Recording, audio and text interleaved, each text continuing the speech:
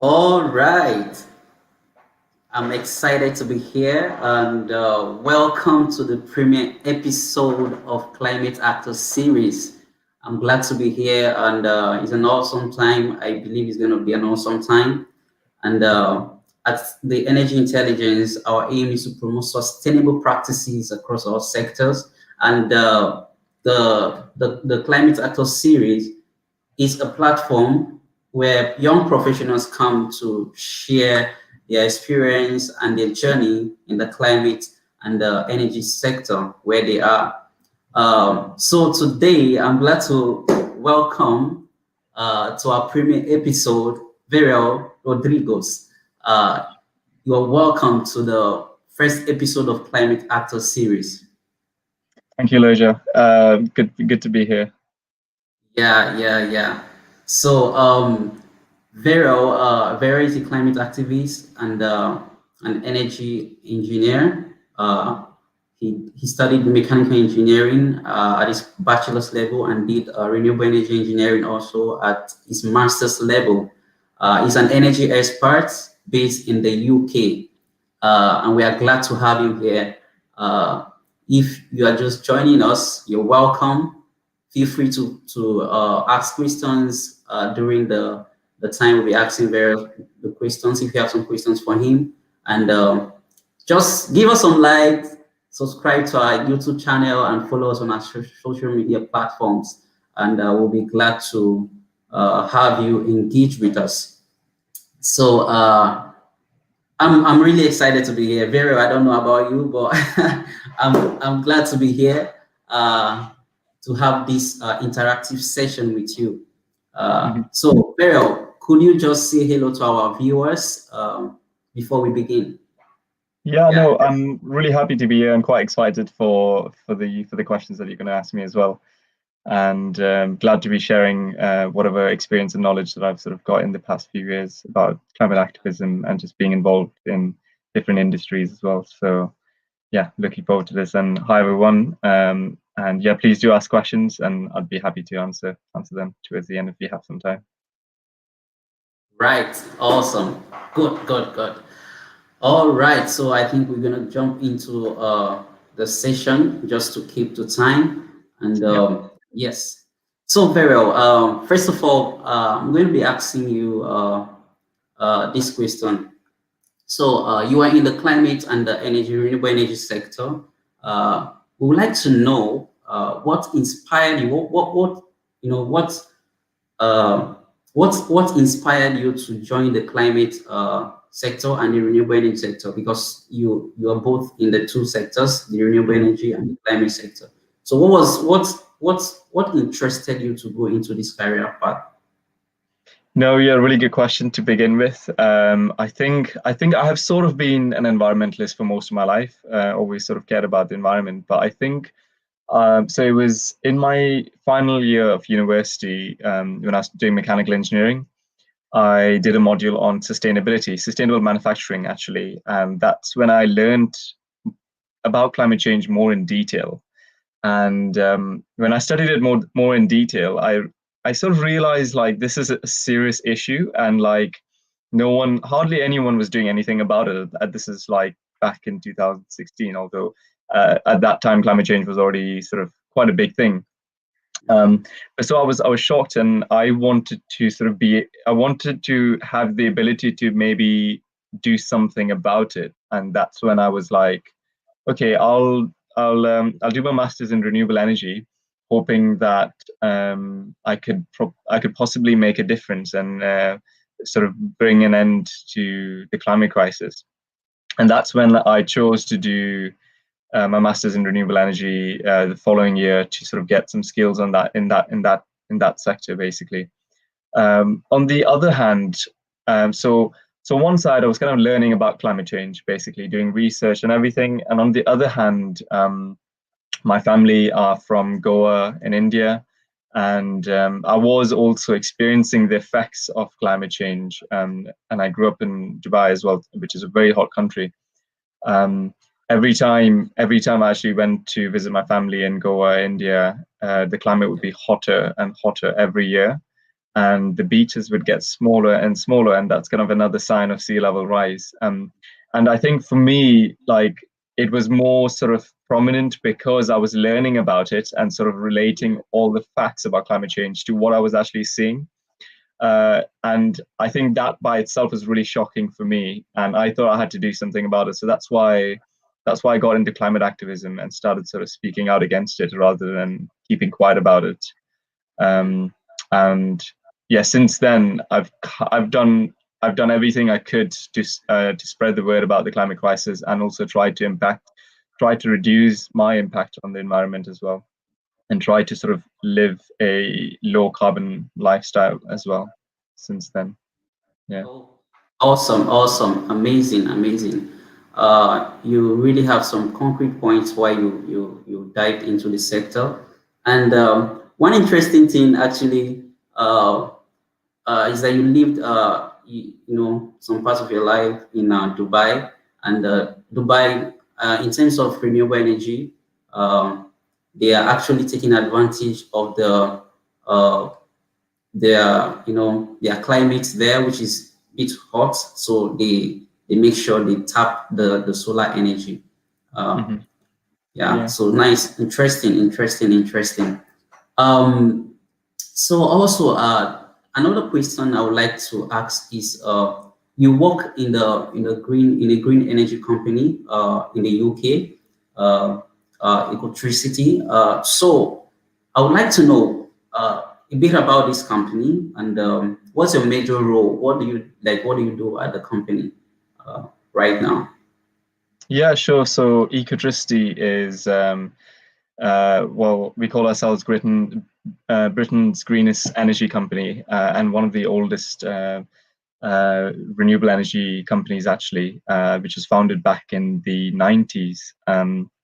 And our energy it comes 100% from renewable sources. Plus, it's also vegan energy, so it doesn't come from any animal products or anything like that. So the gas that we provide as well to our customers is completely carbon neutral and vegan as well, which is quite interesting, actually, because when I came across it for the first time, I didn't realize that, like,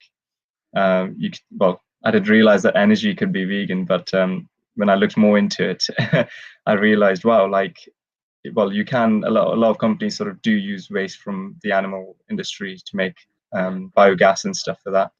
So that's one of the good things about Ecotricity. And also we're striving to produce 100% of our own renewable energy. Currently, we're about 40%. So that's our long-term goal, to produce our own renewable energy, hopefully by the next few years.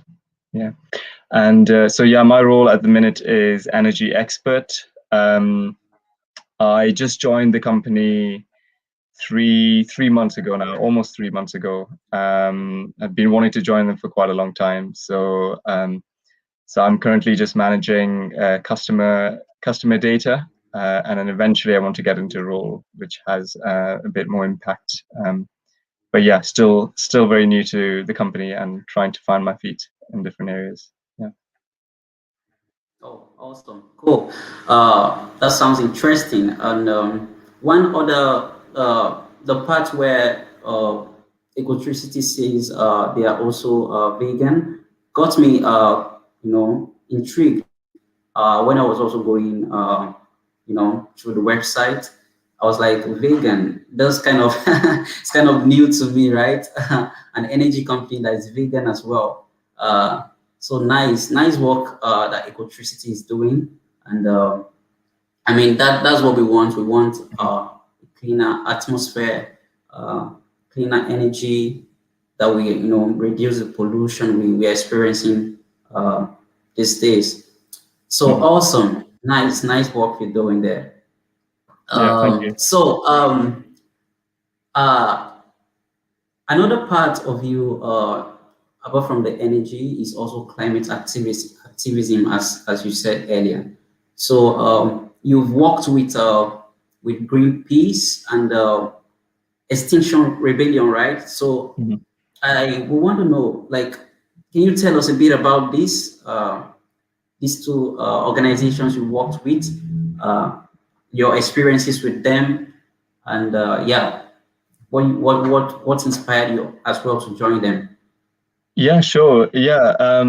So I've campaigned with Greenpeace when I think back in 2018, and mainly campaigned with them to sort of raise awareness of plastics and plastic pollution.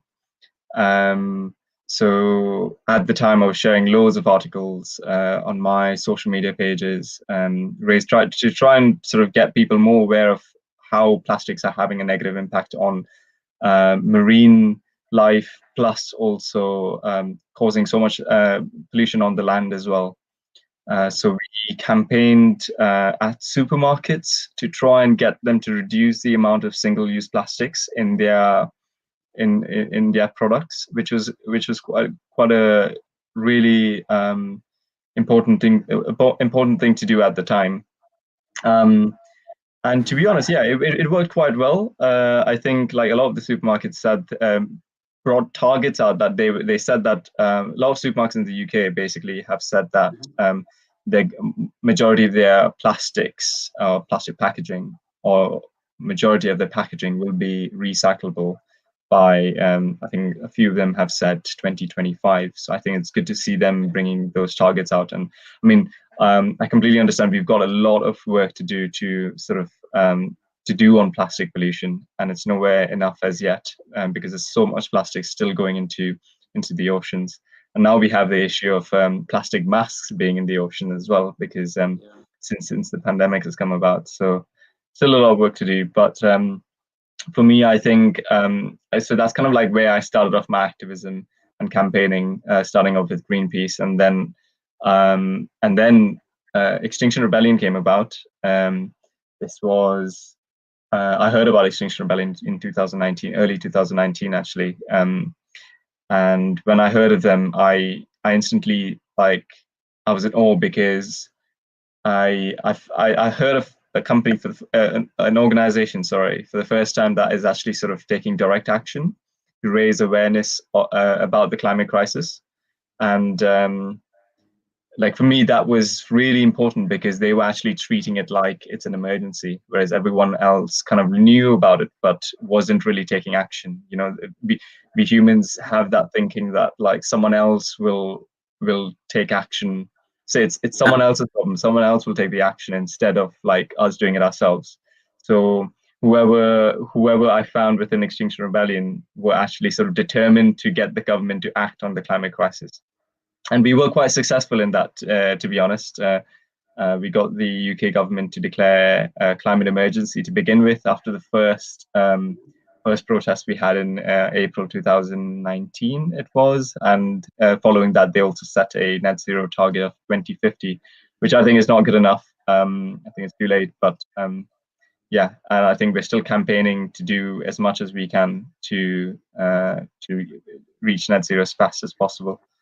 Okay. Um, but yeah, so I think that's kind of like where my journey with Extinction Rebellion started and why it started, because I couldn't find any other group sort of taking it as seriously as Extinction Rebellion. And also, when I joined Extinction Rebellion, I met so many like-minded people, so many other people who were actually sort of concerned about the climate crisis, about how it was going to affect them, how it was going to affect their children, and I felt hopeful because a lot of the time I would have a lot of eco anxiety, especially after the Amazon fires Yeah. back in 2019, and then also the Australian bushfires, and all the other fires happening every year in the summer now. It's crazy. So I was getting a lot of eco anxiety, and one of the ways I deal with my eco anxiety is by through activism, because I know that I'm speaking out against stuff, and that helps with my mental health as well. So Wow. that's that's kind of like one of my tips actually. If anyone else is sort of experiencing eco anxiety and sort of feeling hopeless regarding the climate crisis, the best thing we can do is speak about it with other Yeah. people, and get involved with digital activism or even like activism in person, or even like go to a protest and you meet so many nice people, like-minded people, and you'll feel a lot better. Yeah. That's true. That's true. That's quite interesting, and yeah, yeah. Looking at the fact that this is also helping your mental health, Mhm. is quite amazing as well. You're not Yeah. just going out to lend your voice to take action, but you're also helping yourself health wise, and that's really nice. Um, Another interesting question. I I got to know that there was a campaign called it was called Rebel Trail in the UK with the Extinction Rebellion, which you're involved with. So I was quite I was asking myself, what was this about? Like Rebel Trail. Mhm. So can you tell us something about that? Can you tell us a bit about what it was about? Yeah, so the Rebel Trail was actually an action sort of organized to raise awareness about the the UK's High Speed 2 project. So the High Speed 2 project is a new rail line that the government has proposed and is currently constructing actually. And the project is going to be either damaging or destroying about 108 ancient woodlands. And the project itself will not be carbon neutral in 120 years, but it is touted as a project, as a green project that will reduce emissions where when it's not actually going to reduce emissions. And to be honest, like I've looked at other projects around the world. There's a few more countries that are experiencing the same issue where their governments are building train lines literally going through forests, thick, dense forests. I know that there's a place in Mexico that's sort of having that same issue, and Goa is having that same issue as well, where um, they're cutting down a nature, they're going through a nature reserve to just expand the rail network. And I mean, there's a lot of similarities between everything that's happening around the world and also what's happening in the UK.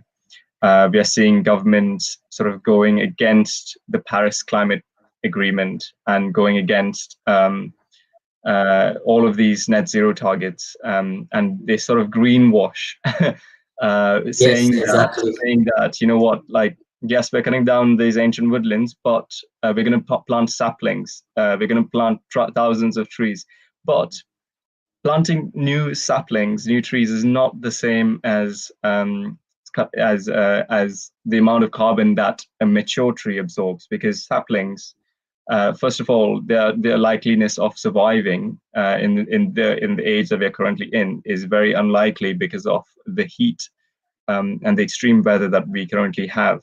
So it's unlikely that they will survive for longer, and also it takes like more than 30 years for trees to mature and to start absorbing carbon from the atmosphere. Whereas trees that are already mature and that are already like hundreds of years old absorb a lot more carbon from the air.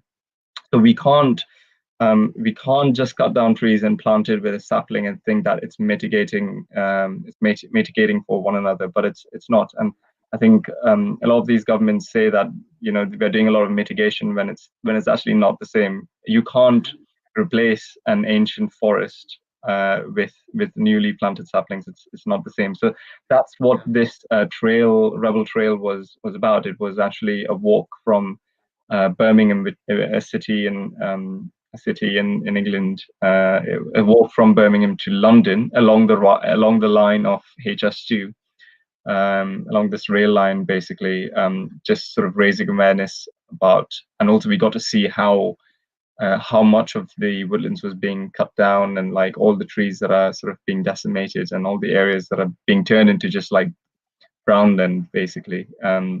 Just it was devastating, yeah, just to see how much of a negative impact it was already having on the communities there and also on the environment.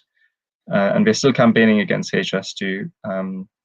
And the other thing is, like, the pandemic has shown us that we don't really need a high-speed rail project because everyone can work from home. Like, for example, we are speaking over this software, and so, like, I didn't need to travel to where you are to have this conversation. So like, we don't really need that extra rail capacity, especially if the project's not going to be carbon neutral. So yeah, I think I do want to speak a bit more about ecocide and environmental destruction a bit more, but like, yeah, I'll let you ask the next question. Awesome, awesome, awesome. One thing you mentioned was greenwashing, right? Mhm. This word is actually like companies and organizations are greenwashing, Mhm. telling us, oh, we are, you're building green projects, right? We are, mitigating, whereas it's not like the Exactly. effect of that project is actually higher than what you're trying Mm. to, the mitigation you're bringing. Exactly. And there's no balance, which is Hmm. quite sad. Yeah. Yeah, awesome, Yeah. awesome, Exactly. amazing, amazing. And looking at your work was 100, I got to know 125 miles, right? That was a long work. Yeah. Yeah. Yeah. And Yeah, that was just phase one as well. So, so it's going from London to Birmingham, and then from phase two is to Manchester, and then so that's just phase one that we walked, and raised sort of awareness along that line. But yeah, nice, very nice, long walk. nice. Yeah. Yeah, so let's just move to the next question, Yeah. just because of our time. Yeah. You've also worked in the construction and the manufacturing industry. Um, so like these two, especially the manufacturing, they emit quite a lot of emissions of gases because they Mhm. need energy to produce goods and services and so on. So how do you think these two industries or sectors are trying their best in order to meet or rather get to net zero uh, in terms of mitigating you know greenhouse gas emissions? What Yeah. level? How do you think they are involved at this stage? Yeah, no, that's really interesting. I think the construction industry has a huge role to play in decarbonizing. I think we already have the technology to build net zero houses and buildings, but the only thing that we are lacking is political will and the necessary guidance and sort of targets for companies to work towards them. We've got professional bodies like the RIBA, which is the Royal Institute of Architects. And they have a roadmap of like how we can decarbonize the construction industry. So basically, by designing all new buildings to be net zero by 2025, actually, and after 2030, all new buildings would basically need to be carbon neutral and net zero. So I think it's quite important for the construction industry to actually set those targets of achieving net zero by 2030, but also aiming for 2025, because we're not going to get it right the first time and we're going to make mistakes. And there's going to be carbon leakage happening at various points as well. So it's quite important that we design all new buildings to be carbon neutral. And The other thing I was going to mention is, so yeah, after we design all of these new buildings to sort of have that standard of net zero by 2030, then we can start retrofitting the existing buildings to be net zero as well. So there's a lot of work that we need to do within the manufacturing industry. I think that's like another area that yeah, there's a lot of carbon emissions coming from.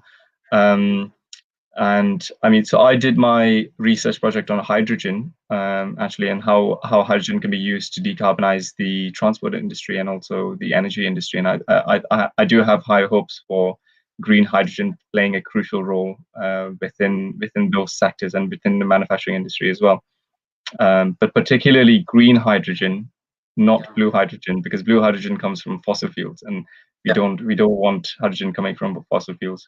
But it is new technology, and but I can see it definitely sort of increasing and getting more and more efficient as the years pass. And I think, like, yeah, those are some of the ways that the manufacturing industry, if they use a lot of energy, that they can sort of reduce the impacts. Yeah. Mhm. Awesome, amazing.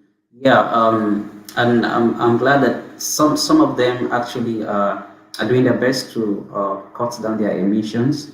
Uh, and it's interesting. It's nice that they are taking those actions. Hmm. We just hope that they do more. They do more, and Yeah, don't absolutely. greenwash us. Yeah. Yeah, Yes. Yeah. that's very important. Yeah. Oh, nice, nice. I'm enjoying this session, and I don't know about you viewers. I'm having a nice time here. So you can send me your questions, or just comment uh, on the comment section. And if you have any question also as well, you can just drop it in the box there. So just before we're getting out of time, so just be quick Hmm. about the question. Is about the most effective ways you think uh, that can be used to combat climate change, right? What are the effective way, the most effective you think that can be used to combat climate change Hmm. in order to meet the target of the 2030 target that is set by the UN Sustainable Development Goals, right? Of limiting warming to below 1.5 degrees. So, what do you Yeah. think the most effective ways are? Hmm. Yeah, no, really good question. I think the first thing that like we can do is take action in any way possible, and that can be literally like in the place that you work, sort of rise up and sort of make changes wherever you see you can make changes. Protesting and organizing is like a very effective way to raise awareness, because what we do is when we raise awareness, more and more people come to know about the climate crisis, and it then becomes a normal thing. We shift the Overton window basically, and when we shift people's mindsets that yes, we need to do something about the climate crisis, people will be more likely to take action, and it will become the new normal basically. And that's what we need to do in order to change people's mindset, actually sort of being out there, sort of making some noise, protesting or taking direct action. But at the same time, if protesting is not your thing, you can always do digital activism, or you can speak with your friends about the climate crisis, and try and raise awareness that way. You can do anything small. The other thing is, we can support different organizations that are already doing something about the climate crisis as well, and also like put more and more pressure on them to act as if the climate crisis is real, and act now rather than keeping it for later. Um, I think for me, one of the crucial things is that we need to also change our relationship with nature, because we always sort of keep nature and us separate, and we think it's different. But I think we've got to understand that we are nature as well. So if we understand that we are nature, we won't destroy nature. And we've also got to stop ecocide. And what I mean by ecocide is environmental destruction happening everywhere. Yeah. We can't, and this is happening with a lot of industries as well. Like they will cut down trees, they'll build a green building, and they'll call it an eco project. But that's not the case, because you can't cut down trees and call your building eco. So we've got to stop ecocide, and sort of raise more awareness, and sort of try and build more protection to the existing wildlife that we have, and existing trees and everything that we have, and protect what we have basically. Yeah. The other thing is, I think going plant-based is such an effective way of reducing your own personal carbon footprint as well. Um, Even just reducing meat and dairy consumption by like a bit would reduce your carbon footprint massively, because they have such a huge impact on the environment, on the emissions and the land use and the water use as well. So that's like a really effective way if anyone wants to try and live a low carbon lifestyle. That's such an effective way to do. Those are my points, at least, and those, like, it's kind of a mix of like what you can do as an individual to sort of start that change happening within your communities, and start small, I would say, and then those small actions will turn into big actions. Yeah. Exactly, exactly, exactly. It's our collective actions that we grow up to, to be something tangible and effective. As you were speaking, I just remembered I had a course, environmental impact, uh, in my studies, and one of the ways that we can use as well to it just came to my mind.